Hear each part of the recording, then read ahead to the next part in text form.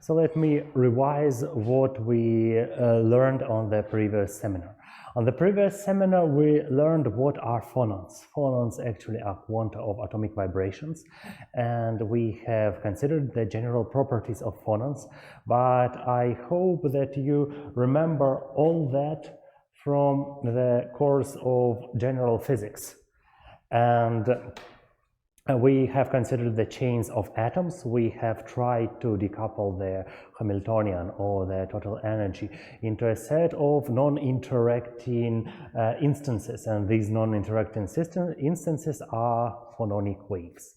Sound waves, or their quanta, are called phonons. So what we learned is the phonon spectrum. We managed to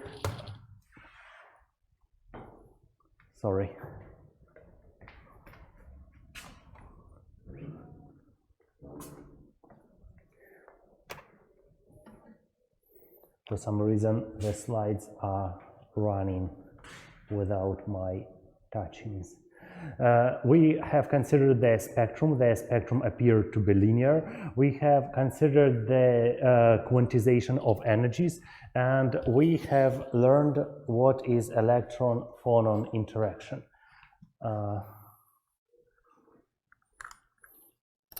Sorry, I'll try to fix. Yes.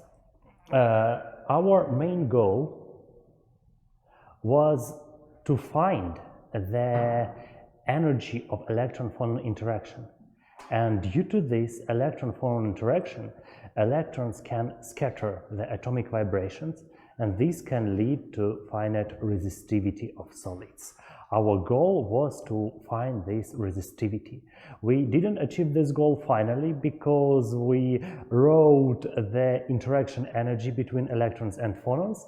We evaluated the transition rates between electronic states characterized by different momenta p and p prime.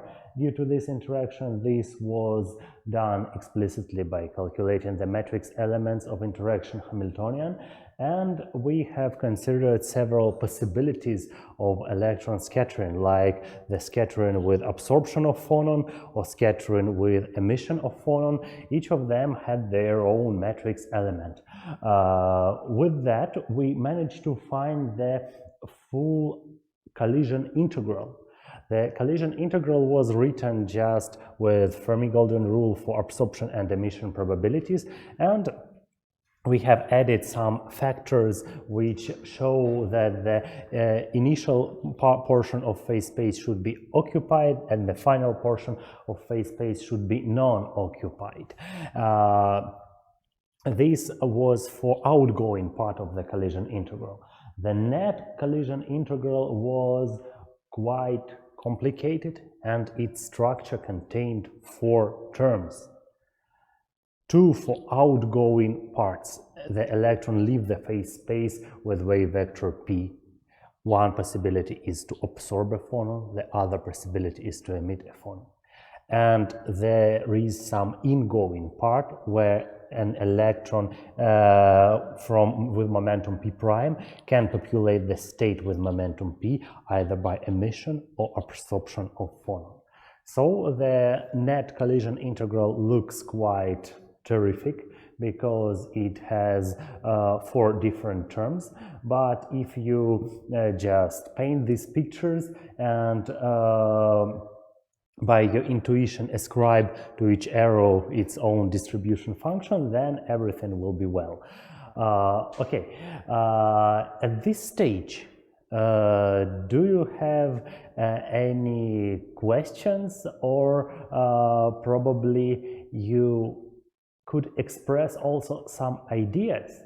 Can we use this form of collisions, of the collision integral to the Boltzmann equation, to evaluate the resistivity of solids? Can we make something useful out of it?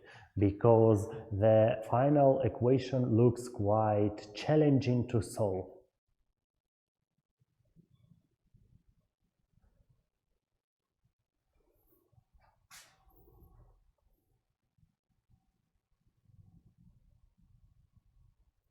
Any ideas? Any questions to the previous part? Don't be shy.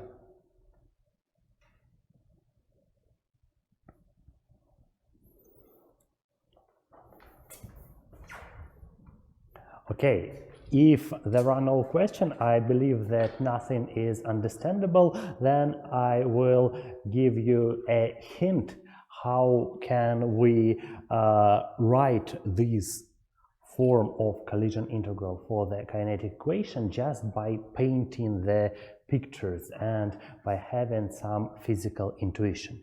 So what is the meaning of collision integral first? The meaning is that we have an electron characterized by momentum p, then it collides with some object, and then it goes to momentum p prime. This cross denotes scattering. And the probability to have this process is proportional to the probability that initial state is populated, which is characterized by distribution function fp, and that the final state is not populated, which is characterized by not Fermi distribution function, but the probability to have an empty space in the final state is 1 minus probability of the state to be occupied. Therefore, all outgoing terms in collision integral are proportional to Fp and 1 minus Fp prime. This is written just by Pauli blocking principle. Initial state should be populated, but while final state should be depopulated. And this is exactly what we have in the outgoing part of the collision integral. The outgoing part should be taken with minus side in the right-hand side of kinetic equation. There is some other hint. What should we do with the phononic lines? Now the question is what should we do with these phonon lines? For the phonon lines, we should also ascribe some occupation factors, which are given by both the distribution function. If we have an absorption term, absorption can occur if only we have some number of phononic vibrations in the system. So the more is the number of phononic vibrations, the more probable is the absorption.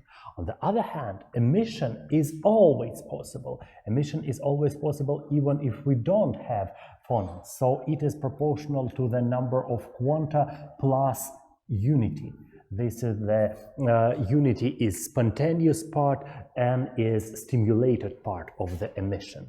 And finally, what we should do with this picture, for each of them, we should ascribe some energy distribution. Now, some energy conservation. Look, here the electron has the energy E depending on momentum P. Here this phonon has energy of H omega, where omega depends on K, and this outgoing electron had the energy E p prime. So the energy conservation would read, this is what we have initially, and this is what we have finally.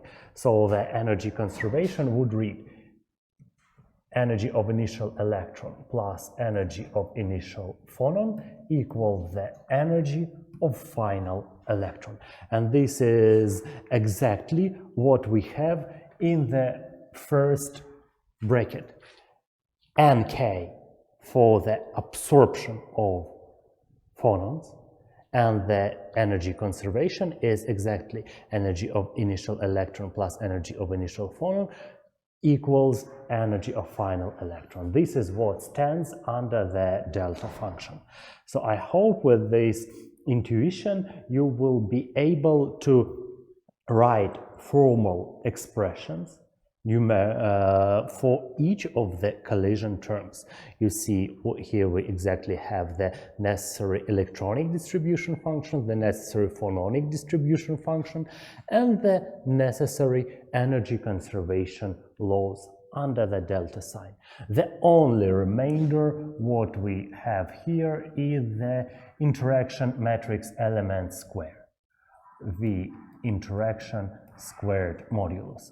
Actually, you shouldn't remember its form.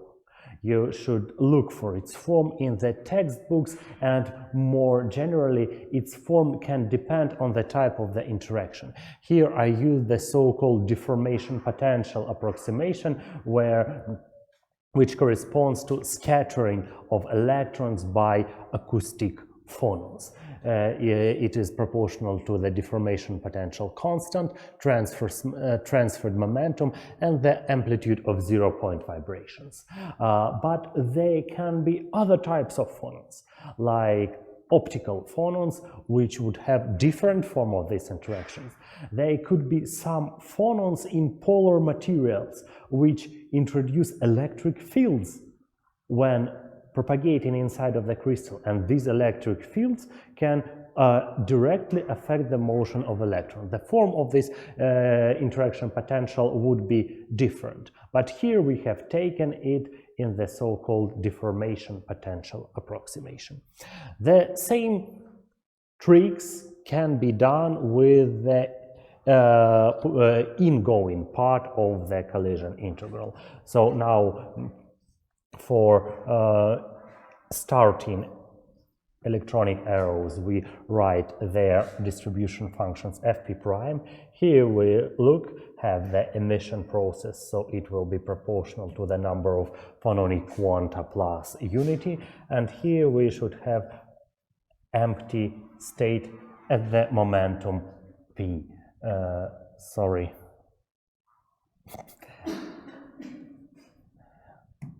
We should have an empty state at the momentum p, so we have 1 minus fp. Hope you will be able to write all these long expressions just by your intuition and by ascribing proper distribution functions to each line in this picture.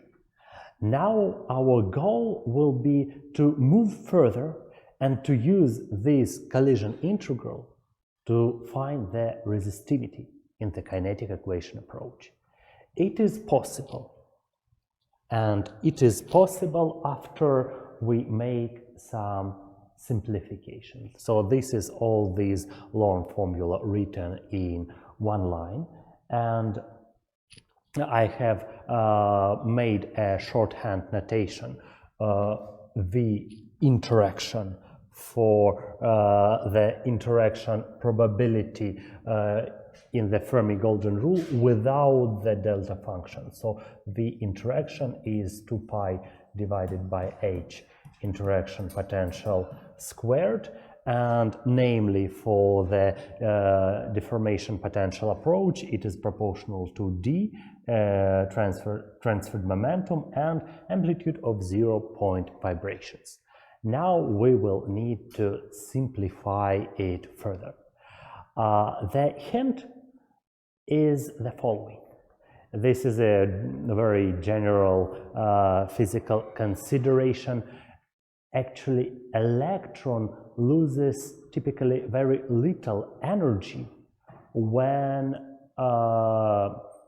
hitting a phonon. It is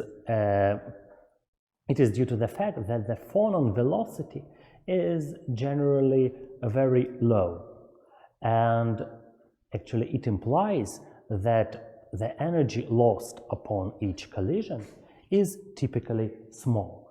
So this condition means quasi-elasticity of electronic collisions. Let's try to estimate the change of electron energy when it emits or absorbs the phonon. The situation is typically that an electron with momentum p, which could be close to the Fermi momentum or thermal momentum in semiconductors, emits a phonon and goes to momentum p prime. These momenta p and p prime are either order of thermal momentum or Fermi momentum, depending on whether we work with degenerate semiconductor or non-degenerate semiconductor. This holds also for p prime. It is either thermal momentum or Fermi momentum. And the transferred momentum q can be relatively large. It can be order of momentum itself, like in this triangle, all its sides are close to each other. So q is also order of thermal momentum or Fermi momentum. The phonon energy is sound velocity multiplied by q. So it is roughly sound velocity multiplied by thermal momentum or sound velocity multiplied by Fermi momentum. On the other hand, the initial energy is momentum squared divided by two masses. So just by dividing the change in energy by initial energy, we get that it is the ratio of sound velocity to the initial velocity of electron, which can be thermal velocity or Fermi velocity. Now let us try to remind some quantities. What is the typical sound velocity in solids? How much is it? Please, the listeners or somebody can remember these magic numbers. What is the sound velocity in air?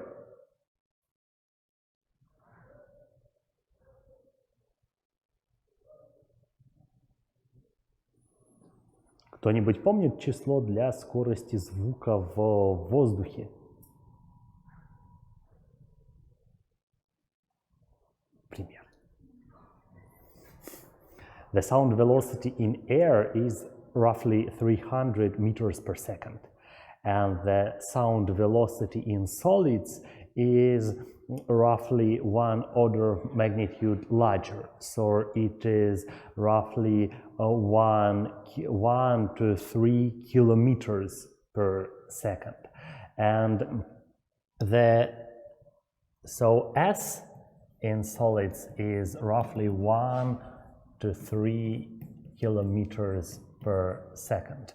And now we need to recall what is the Fermi velocity in metals or semiconductors. Fermi velocity is roughly 10 to the 5th or 10 to the 6th meters per second, or from 10,000 to 100 kilometers per second. So Fermi velocity is always larger than sound velocity in semiconductors. So it is larger by 2 to 3 orders of magnitude. For thermal velocity, it is not always so obvious. Now we can write that the thermal velocity in semiconductor is square root of kT divided by electron mass, roughly, and it can be presented as in the following form: kT divided by atomic mass multiplied by the square root of atomic mass divided by electron mass. But this is the expression for the sound velocity in gas.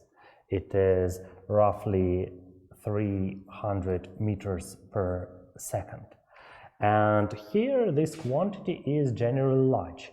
It is roughly square root of the ratio of proton mass to electron mass and multiplied by atomic number. So it is square root of atomic number multiplied by 1 1800. This is the ratio of proton mass to electron mass. So generally, this term is also large. So atomic masses of most elements are roughly tens, and square root of 1800 is large. So it is also typically larger than the sound velocity in solids, because it is due to the large ratio of atomic mass to electron mass.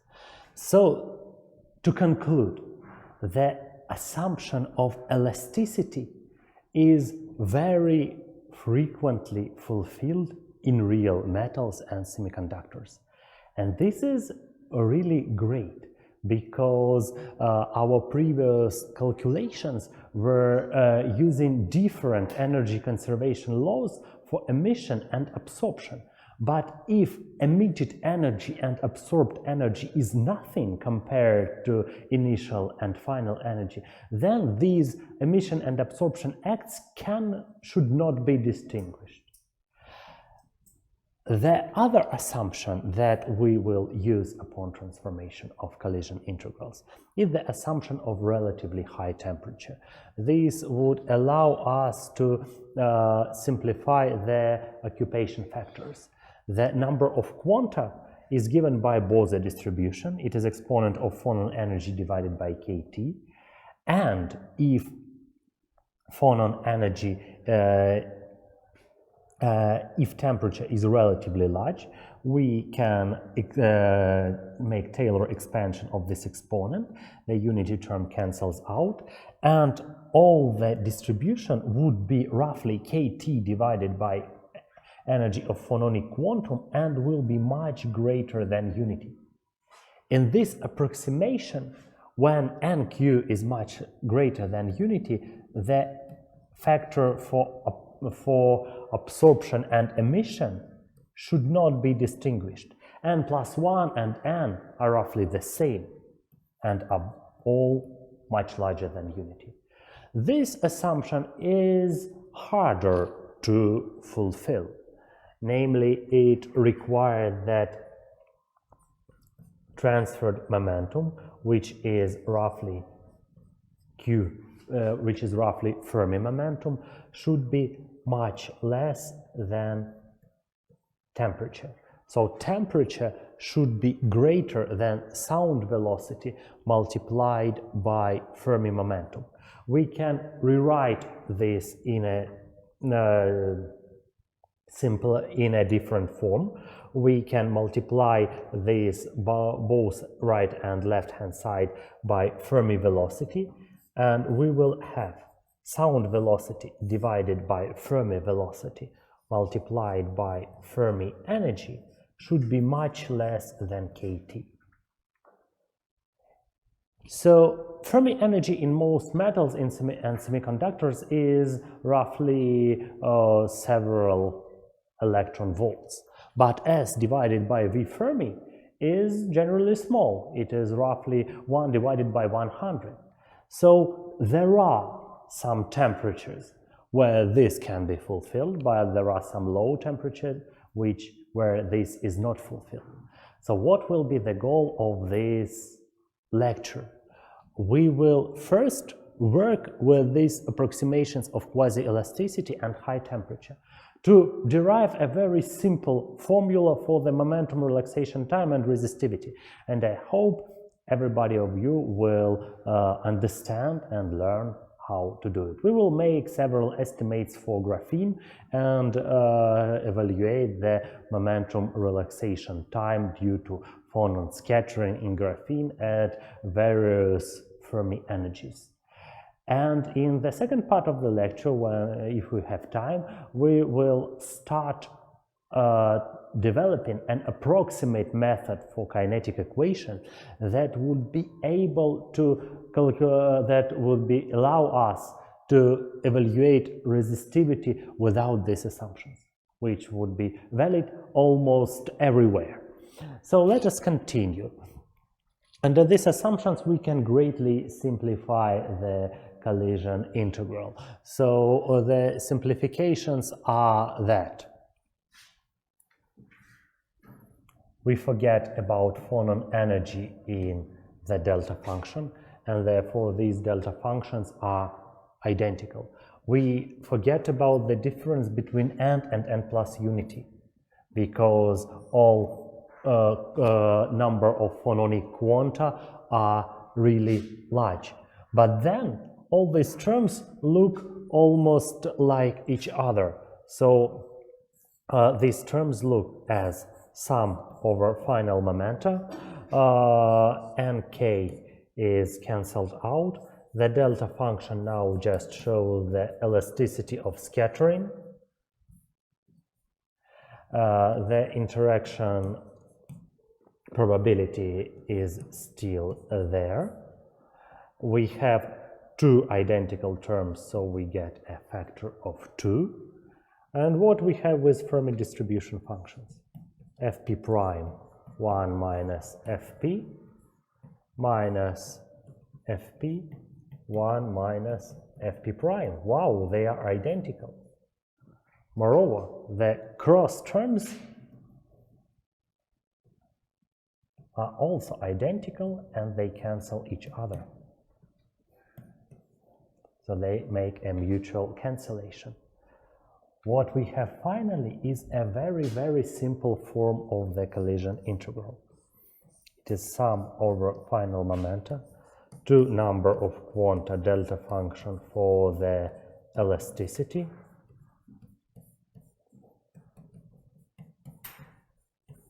and just the difference of Fermi function at the final state and Fermi function, the distribution function at initial state. And this is really great because we know how to simplify this in transport problems. We have seen exactly the same collision integral when treating the scattering by impurities. The scattering by impurities led us to exactly the same form of collision integral. And we have learned that it can be approximately presented as delta distribution function due to electric field divided by momentum relaxation time. The momentum relaxation time, namely its inverse, the collision frequency, is given by a simple expression. It is a sum over all final states, scattering probability, delta function for the energy conservation, and there is some important ingredient, 1 minus cosine of scattering angle theta pp prime. So what we did now, we managed to present the collision integral in the kinetic equation in the so-called relaxation time approximation. So when we assume that the temperature is high and the collisions are almost elastic, the concept of relaxation time becomes meaningful and exact. And the expression for the relaxation time is given on the lower part of the board. Now we can make explicit substitution of interaction potential for deformation type scattering, get rid of these delta functions by simple integration, and finally get some numbers that would allow us to write the conductivity. For those who don't remember why we need it for some observable quantities, I'll remind you that we need it for evaluation of conductivity, because conductivity is carrier density multiplied by squared electric charge multiplied by this momentum relaxation time and divided by effective mass. So once we know the momentum relaxation time, we immediately know the conductivity. How can we do it up to the end?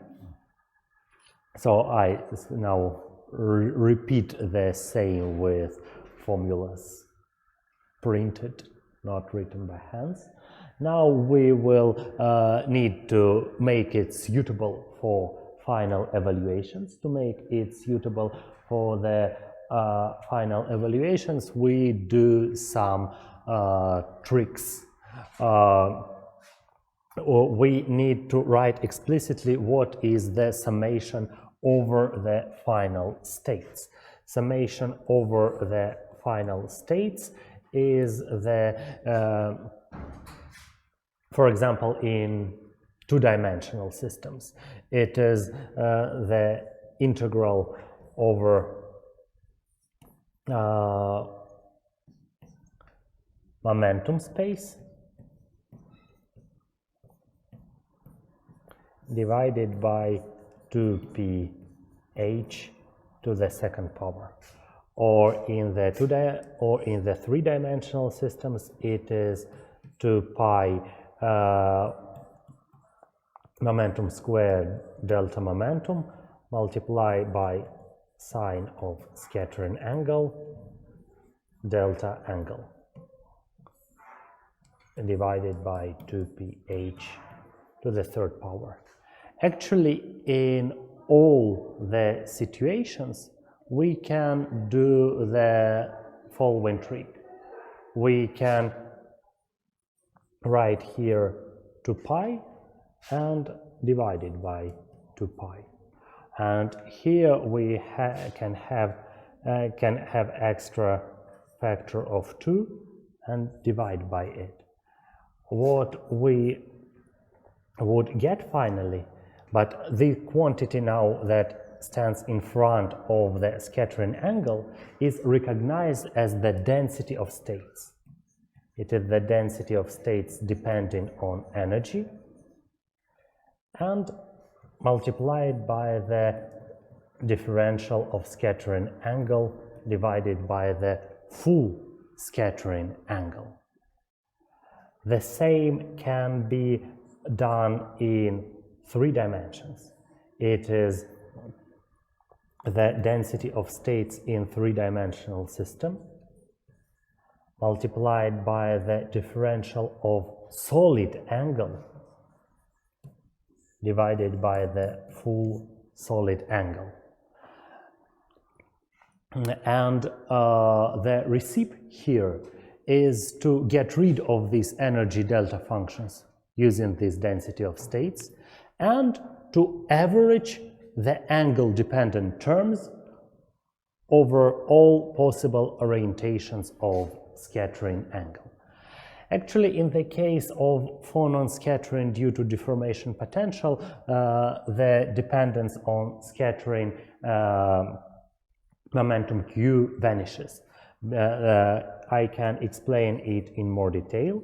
The number of phononic quanta multiplied by interaction potential in the high temperature limit is approximated as kT divided by h omega. This comes from the Bose distribution function, and for interaction energy I can write 2 pi divided by h, deformation potential squared, transferred momentum squared, and amplitude of 0-point vibrations to mh omega q. You see that the q dependence is cancelling here because phonon frequency is the sound velocity multiplied by momentum. And what we have finally for the number of quanta multiplied by interaction probability is 2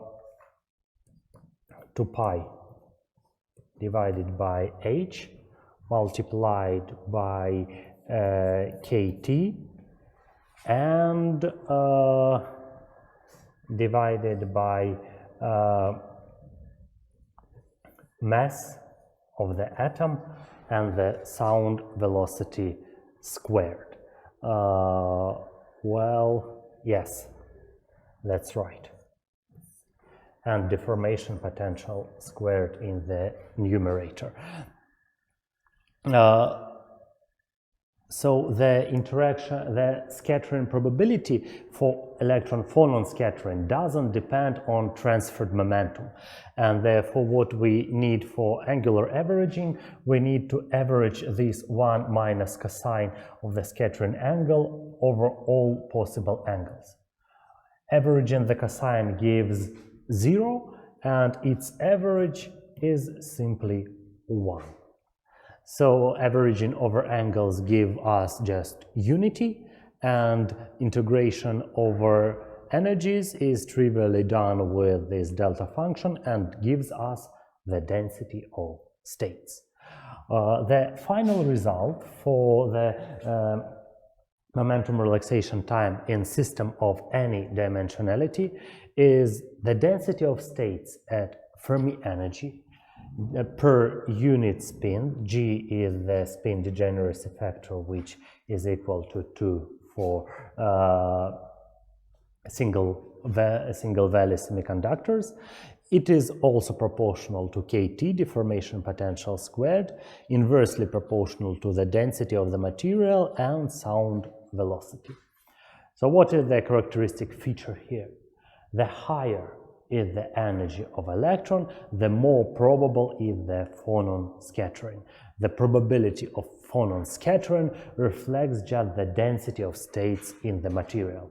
Also, the higher is the temperature, the more intensive the phonon scattering. It is also quite apparent because the higher is the temperature, the stronger is the atomic vibration. The only little known thing here is the deformation potential.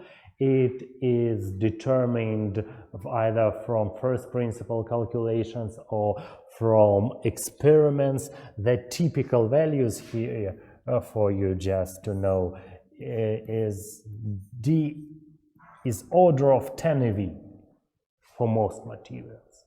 But actually it should be known quite exactly to evaluate this collision frequency, because if you make an error by a factor of 2 in D, you will get an error by a factor of 4 in the collision frequency. But it is generally used as a fitting parameter when trying to describe various experiments. I have made some estimates for graphene using the parameters D equals to 12. The sound velocity in graphene and its mass density are very well known, and the resulting momentum relaxation times or the collision frequencies appear to be order of 1 multiplied to 10 to the 12th power inverse seconds. So that the mean free time for electron-phonon scattering in graphene is order of 1 picosecond. With this 1 picosecond relaxation time, you can also estimate the characteristic mobility. Mobility can be estimated as mu equals E tau divided by m, and it appears to be, well, depending on the carrier density, from 10,000 to 50,000 centimeters squared per volt per second at T equal at room temperature. This is the estimate for electron mobility limited by electron-phonon scattering in graphene at room temperature. Actually, it cannot be better, whichever pure sample you have. It depends on temperature. As you see in this plot, red curve is for room temperature, the blue curve is for liquid nitrogen temperature, and it depends also on Fermi energy. As I mentioned, the dependence of collision frequency on electron energy reflects the density of states. The higher is the Fermi energy, the more is the density of states. That's why all the curves are rising with increase in Fermi energy.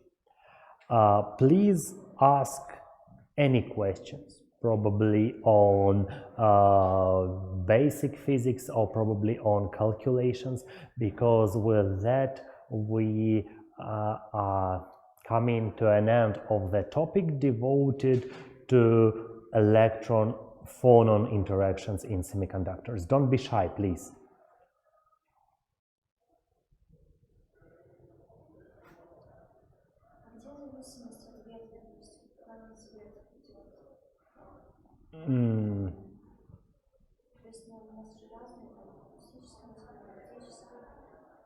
Yes, that's a good question.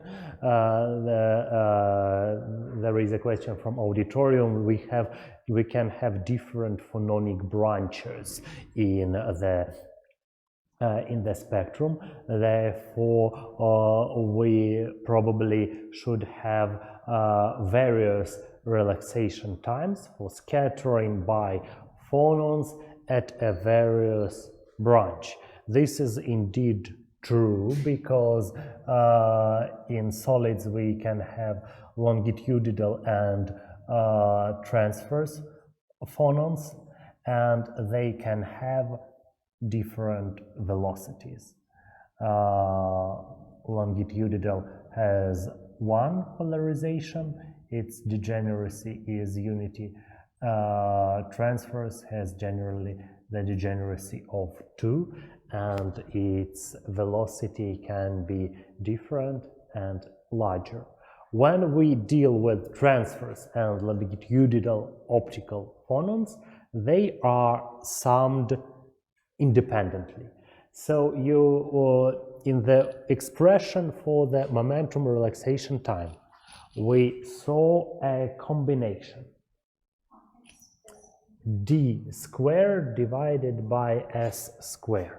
This was assumed by, here we assume that there is a single branch. But for real multi-branch system, this should be understood as average between the 3 branches. So we should write 1/3 d for longitudinal squared divided by s for longitudinal squared plus 2d transverse squared divided by s transverse squared. This is how it should be interpreted for multi-branch systems. But this is important if you know separately dl, dt, sl, and st from probably some DFT simulation. That could be important. But when you try to interpret some experiment, you just consider it as a whole constant, as a whole fitting parameter. You actually when you try to fit your experiment to the acoustic phonon model, you can use, you shouldn't know separately d rho and s squared. You can treat this whole as a fitting parameter.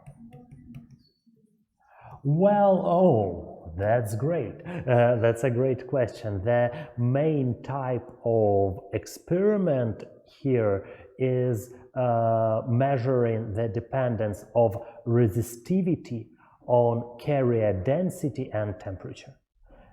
In metals, you had the only possibility to control resistivity by changing the temperature. So you have the dependence of rho versus T. You found some range where it is linear, rho equals alpha T minus T0. You know alpha from your experiment. Knowing the alpha, you can try to find this. But in semiconductors, there is more freedom. In semiconductors, you can control the density of electrons in conduction band. And now you can get these curves, probably with a different slope at different densities. And 1, and 2, and 3. Now it gives you more possibilities to check whether it's indeed electron phonon scattering, because Here you see the scattering probability is proportional to the density of states. The density of states in 3D system is proportional to the Fermi energy to the power of 1/2. So it is proportional to the carrier density to the power of 1/3. By changing the carrier density and measuring the resistivity, you can test the hypothesis that it is indeed electron-phonon scattering. And if the hypothesis is justified from the slope of both dependencies, rho versus t and rho versus n, you can surely determine this deformation potential, density, and sound velocity squared.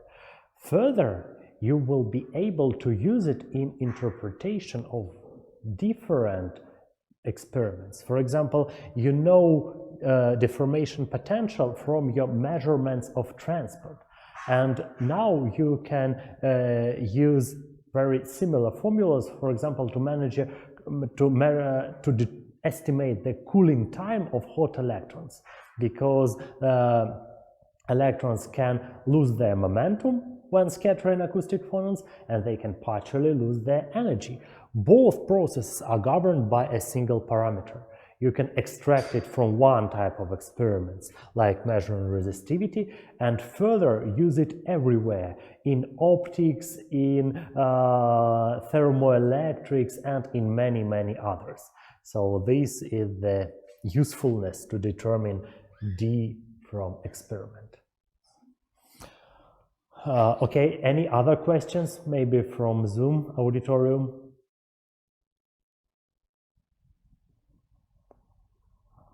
Okay, if yet no question, then I think we can pass to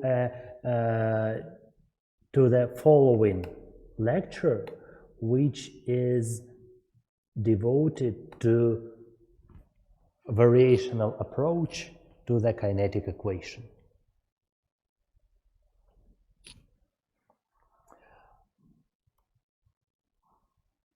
Probably we will have quite little time, but I will try to explain you the underlying principles, and on the next lecture we will be able to consider one example. So the outline is the following. I will try to remind you what are the variational principles in physics in general and why they can be useful. And in the second part of the lecture, which will be probably next week, I will try to apply this principle to calculate the resistivity of metals and semiconductors in a very wide temperature range, starting from the very cold temperatures and finishing with the very hot temperatures. The motivation here is the following. Very often the equations we need to solve in physics are difficult and they are not solved directly. For example, we would like to find the wave function of the ground state in some complex potential, or we need to find electric fields in some complex resonator, or we may need to find the distribution function for very complicated collisions. We cannot solve the equation, but our intuition hints us that either the wave function or electric field or distribution function should look something like what we want. For example, let's start with quantum mechanics.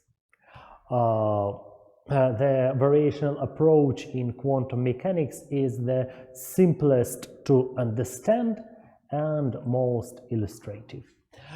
In quantum mechanics, we need to solve Schrödinger equation to find the stationary states in some complex potentials. And our final goal is to find the energy of this state. This is our final goal in quantum mechanics every time.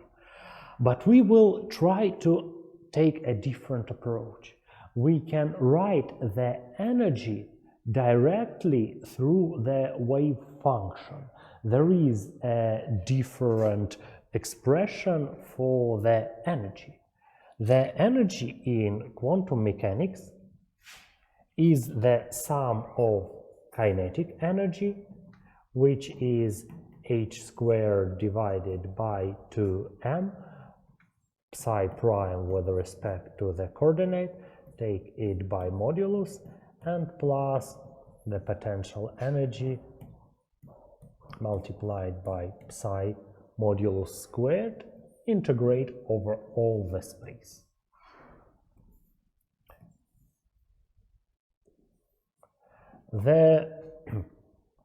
So if we knew the wave function, we could find the energy in principle. And actually we can reverse our approach to quantum mechanics. In most textbooks, Schrödinger equation is postulated, and then we can write this expression for the energy. But it is possible to do it vice versa. We can postulate the expression for the energy, and we can postulate it from the quantum classical correspondence, like psi squared is nothing but the probability density of finding an electron. Then it becomes its average potential energy, just probability density multiplied by potential. And there should be some other term, kinetic term, but it should correspond to classical p squared divided by 2m, but p in quantum mechanics is an operator, so we can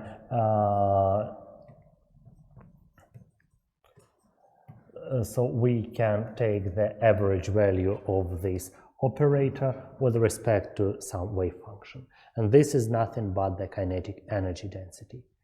And alternative approach to quantum mechanics could be to consider this energy as a functional acting on different trial functions. Our goal could be to find such a trial function, psi, that provides the minimum to this functional. This is the variational problem. The variational problem is to find the function that delivers a minimum to some functional. Typically, this functional is energy in most physical applications. And you can check by simple algebra and some knowledge in differential equations if we consider the variation of energy when a wave function is varied by a small amendment. That equality of this variation to 0, which corresponds to extremum of this functional, would yield exactly the Schrödinger equation. I believe that very little students know this trick, but there is an alternative approach to deriving a Schrödinger equation just by postulating the form of total energy and by performing a variational procedure on this energy functional. Of course, there should be some additional restriction on all possible wave functions. They should be normalized to unity. But the normalization condition, these restrictions are also easily imposed into the variational problems just by adding the so-called Lagrange multipliers. What is the practicality of this variational approach? From the first glance, it looks that there is no practicality because it is just a different way to derive a Schrödinger equation. But there is some good practicality. Actually, now when we know the minimized quantity, we can insert here any wave function that we like, and any wave function that is realistic. And this wave function can depend on a parameter that should be adjusted to minimize the total energy. And this adjusted parameter would be very close to reality if we have properly chosen the wave function. Now let me better pass to an example. There is a very good canonical problem that is solved with variational principle. This problem is finding electron energy in a so-called triangular quantum well. The triangular quantum well is the quantum well separated by a hard wall at one side and by a linear potential at the other side. We can suggest that the wave function should look something like that. It should be 0 at one end, and it should exponentially tend to 0 at the other end. This type of potentials is very frequently used in electronics because it is the potential that traps the electrons in two-dimensional heterostructures. It is exactly the potential that traps electrons in silicon inversion layers. So it is a very useful potential, and it is important to know the ground state energy in this potential. Unfortunately, the exact form of the wave function in a linear potential is quite complicated, so we mimic this wave function with something simple. Let these trial wave functions be linear growing at initial stage, so it will be proportional to x, and exponentially decaying at the other age, which gives exponent of minus x divided by some quantity a. This quantity a had the meaning of decay length, but its value is not yet known. We would need to find it. It has the dimensionality of length. Now what we do? We introduce this trial function into the expression for the net energy. So we plug this psi trial to the expression for the energy and perform all the integration, evaluate the energy. The evaluated energy would depend on A as a parameter. And further, we will need to find the minimum of energy with respect to this parameter A. So we introduce it here, perform all the evaluations. We will have the trial energy depending on A linearly plus inverse quadratically. So the dependence of energy on trial parameter A would look something like that. E trial versus A WAP. There is a minimum in this curve, and there is some optimal parameter A and optimal energy. If we know the optimal form of A, we can expect that this optimal value will give us a very good approximation to a true wave function, and the optimal energy would give a very good approximation to the true energy. Let's do it. This is a school problem. We find the minimum, we take the derivative, we will equate it to 0, substitute the resulting expression for A, and we get the following minimum energy, 2.40 and some dimensional constant with dimension of energy proportional to the field to the power of 2/3. And now it is instructive to compare it with the exact result. Exact result can be also obtained, but in a more complicated fashion. The true energy would have the same combination of dimensional parameters, but the prefactor would be 2.33 versus 2.48. The difference between the variational energy and the exact energy, minus E exact, is less than 10% of exact value. And this is actually great.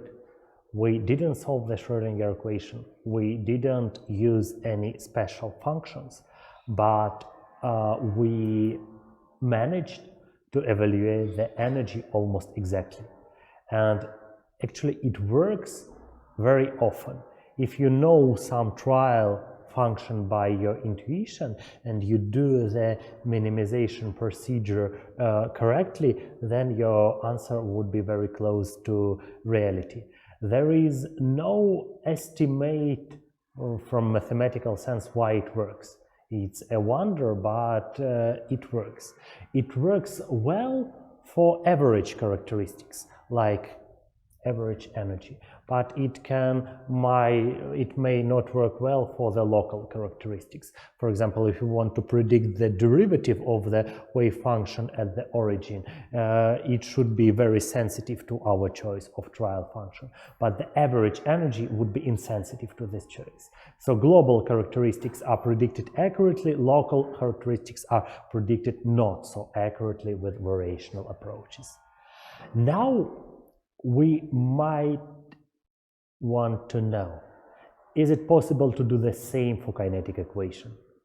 Is it possible to find something like energy that is minimized here in Schrödinger approach to be minimized in kinetic equation? Because kinetic equation is also very complicated and we need some approximate procedure, some variational procedure to solve it.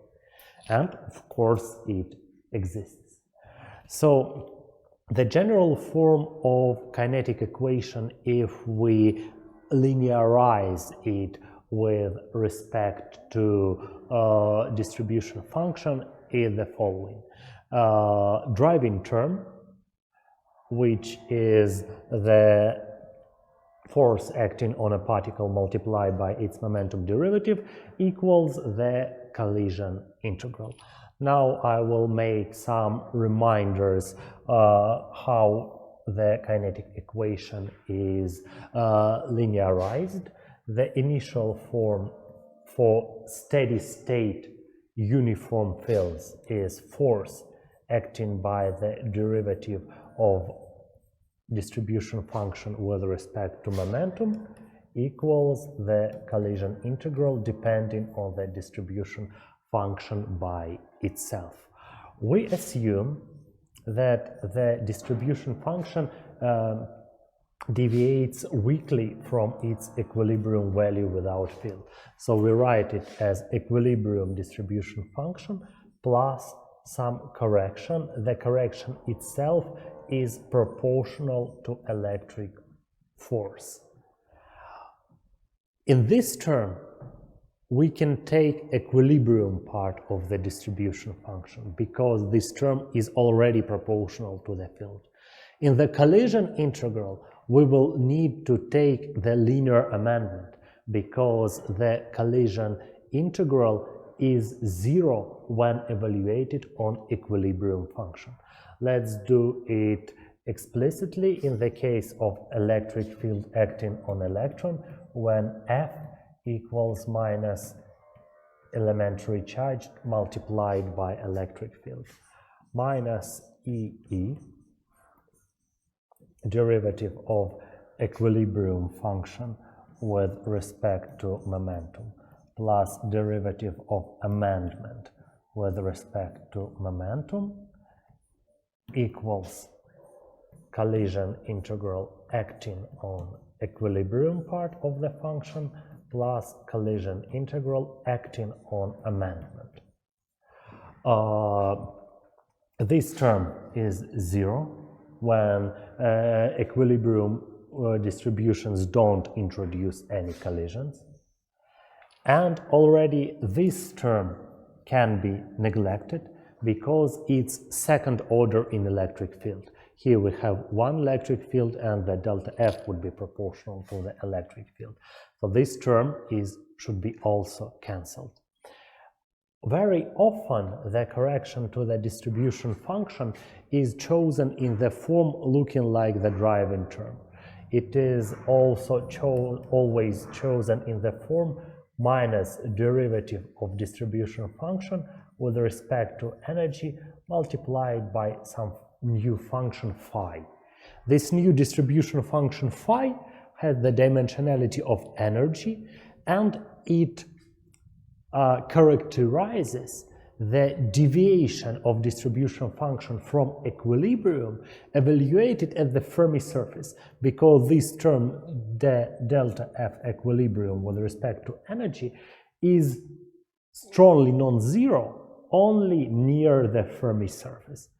This parameterization of phi is this parameterization of distribution function is used very frequently.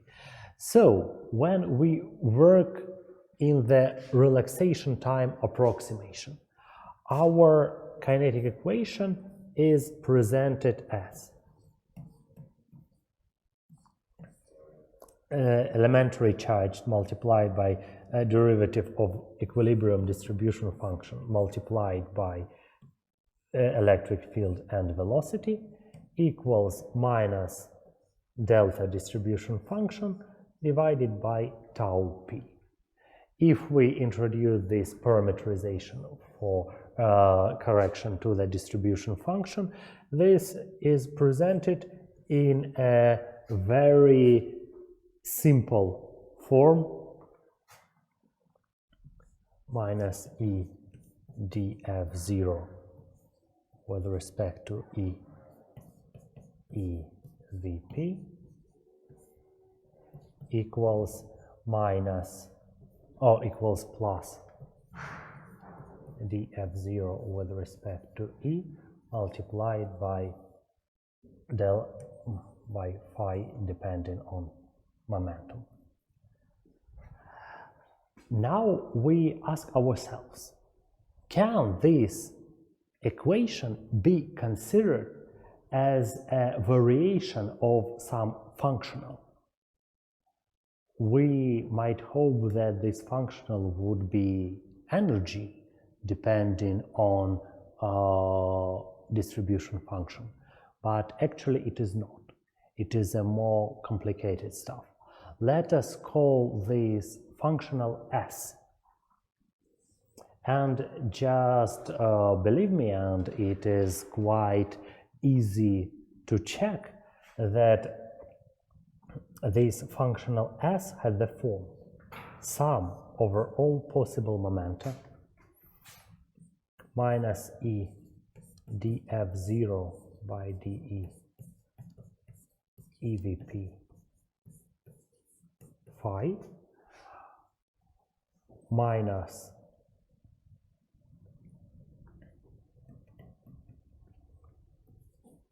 df0 by dE phi squared divided by 2 tau p.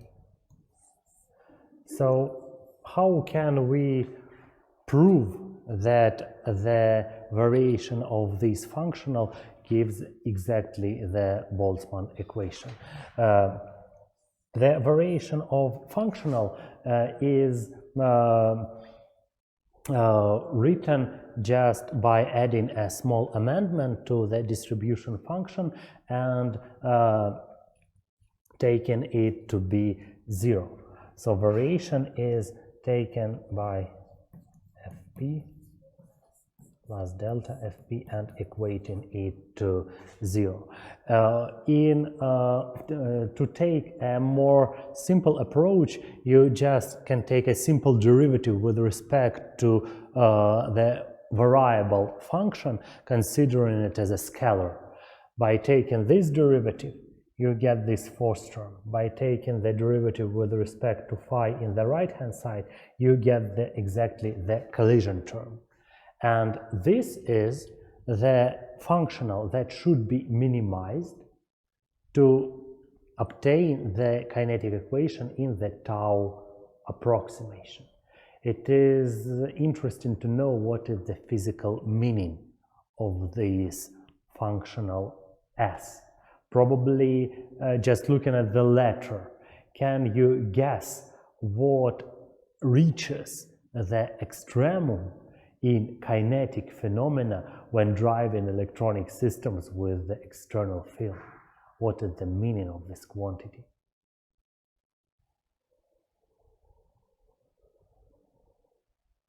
Just some suggestions. It is very hard to look at on this form and guess just what should be maximized or minimized in kinetic phenomena.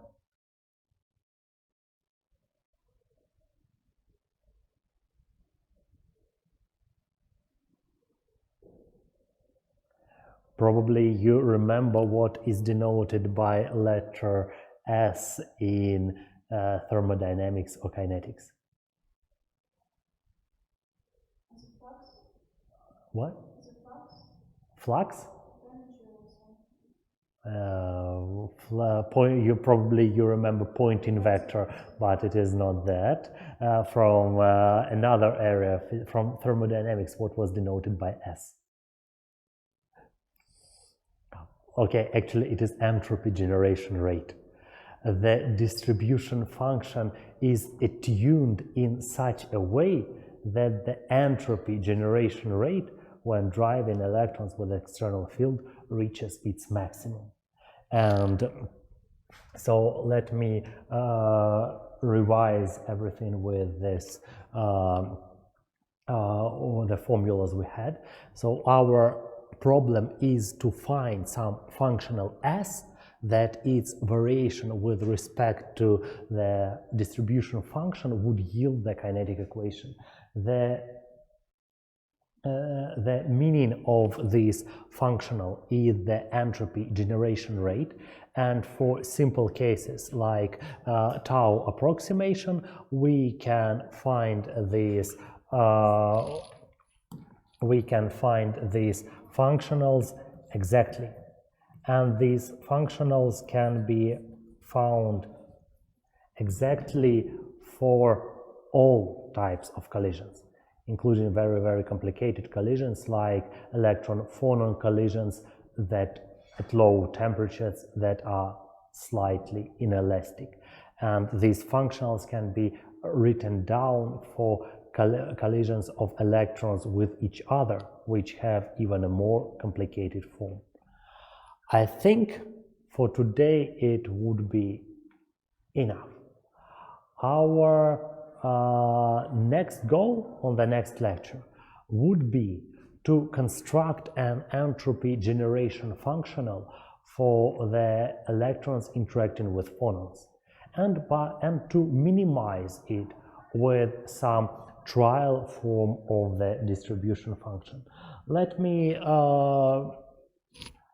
going forward, I would suggest you a form for the distribution function that we will frequently use. The form of distribution function that we will use is the function proportional to the scalar product of electric field and velocity and some parameter with the dimension of time. It can be called effective momentum relaxation time. In ordinary approaches, like in tau approximation, when we could solve our equation exactly, we found tau exactly. But further on, in further course of calculations, tau effective would be considered as a variational parameter. Variational parameter. We will try to look for the distribution function in that form, and we will try to find the value of tau that provides the extreme value for the entropy generation rate. And we hope that this parameter would yield a very good estimate for the real momentum relaxation time in real conductivity experiment. Of course, it is true, otherwise I would not explain this topic in so much detail. Now I'm ready to answer questions. If you have any And for that, I stop with my presentation.